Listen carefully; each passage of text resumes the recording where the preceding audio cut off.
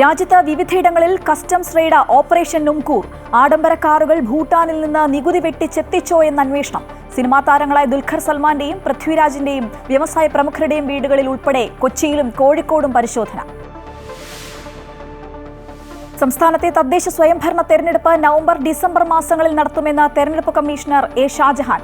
തദ്ദേശ തെരഞ്ഞെടുപ്പ് തീരും വരെ സമഗ്ര വോട്ടർ പട്ടിക പരിഷ്കരണം നീട്ടിവെക്കണമെന്ന ആവശ്യം കേന്ദ്ര തെരഞ്ഞെടുപ്പ് കമ്മീഷന് സമർപ്പിച്ചു. കമ്മീഷന്റെ തീരുമാനം നിർണായകം. സൗഹൃദ മത്സരത്തിൽ അർജന്റീനയുടെ എതിരാളികൾ ഓസ്ട്രേലിയ. മെസ്സിയെയും ടീമിനെയും വരവേൽക്കാൻ ഒരുങ്ങി കൊച്ചി. അർജന്റീന ടീം മാനേജർ എന്ന കൊച്ചിയിൽ. കായിക മന്ത്രി വി അബ്ദുറഹ്മാനുമായും സ്പോൺസർമാരുമായും ചർച്ച. നവംബർ 15-ന് ടീമെത്തും. ബലന്റിയോർ PSG താരം ഒസ്മാൻ ഡെംബലെയ്ക്ക് ബാഴ്സയുടെ എറ്റാന ബോൺമാറ്റിക്ക് ഹാട്രിക് തിളക്കം. PSG മികച്ച ക്ലബ്.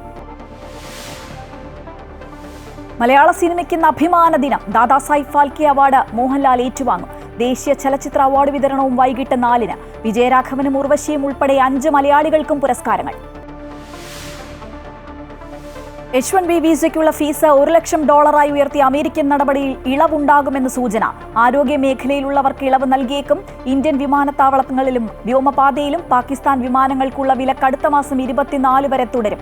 ഹമാസ് പലസ്തീൻ അതോറിറ്റിക്ക് മുന്നിൽ കീഴടങ്ങണമെന്ന പലസ്തീൻ പ്രസിഡന്റ് മെഹ്മൂദ് അബ്ബാസ്. പലസ്തീനെ അംഗീകരിച്ച് ഫ്രാൻസും.